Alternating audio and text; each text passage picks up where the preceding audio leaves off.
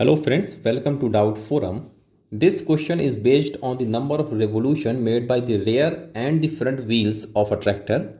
As we all know that the rear wheel of a tractor is bigger in its size, or we can say it will have a larger diameter if we compare it with its front wheel. So now let's read out the question first. The question is, a tractor has rear wheels with a radius of 1 meter and the front wheels with a radius of 0.25 meter. The rear wheels are rotating at 100 revolution per minute.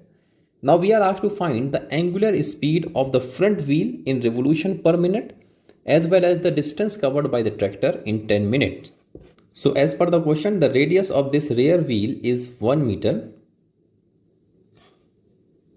and the radius of this front wheel or the smaller wheel is 0.25 meter. The rear wheel is making 100 revolution in 1 minute. The angular speed of the front wheel in revolution per minute we are asked to find, and also the distance covered by tractor in 10 minutes. As we all know that the total linear distance covered by this rear wheel will always be equal to the linear distance covered by this smaller wheel. So with the data given, that is 100 revolution per minute made by this rear wheel, what we can do, we can easily find out the total linear distance covered by this rear wheel.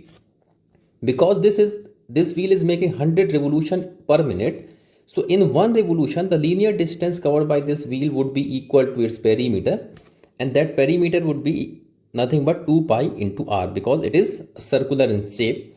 So the circular shape parameter is 2 pi r. So this would be equal to 2 pi into r is 1. So this is the 2 pi meter distance covered by this rear wheel in one revolution.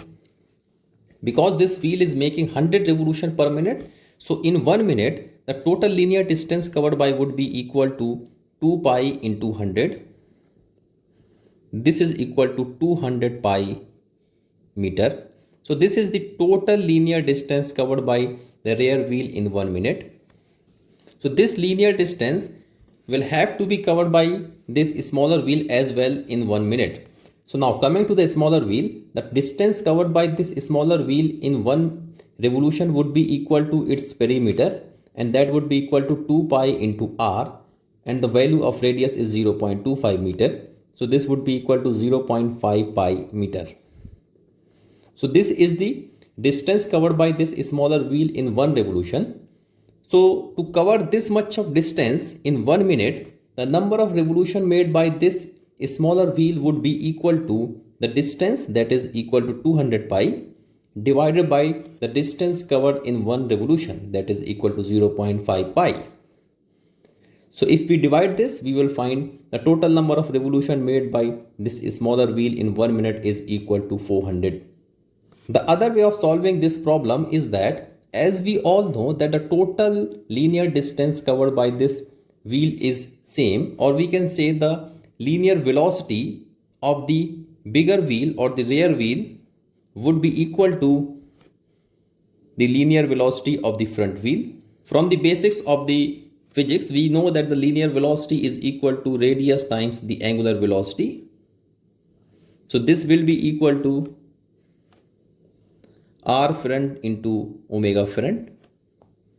The radius of the rear wheel is given as 1 meter into the angular speed of the rear wheel is 100 revolution per minute. So this would be equal to the radius of the front wheel, that is 0.25 into angular speed of the front wheel.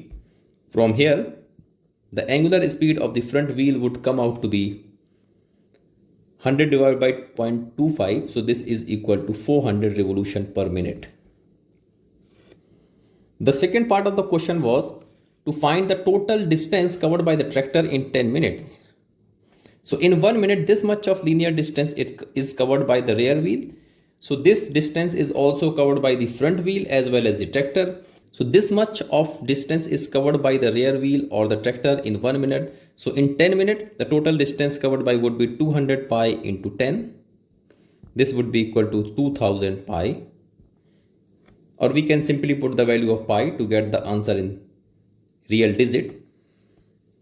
So that's how we can solve such type of problem. The only concept which we need to keep in mind is that the linear velocity in such case is always same, or we can see that the total linear distance covered by the rear as well as the front wheel are equal. So thank you for watching. If you have any doubt, please let me know in the comment section, and don't forget to subscribe to our channel Doubt Forum. See you in the next video. Till then, take care. Bye bye.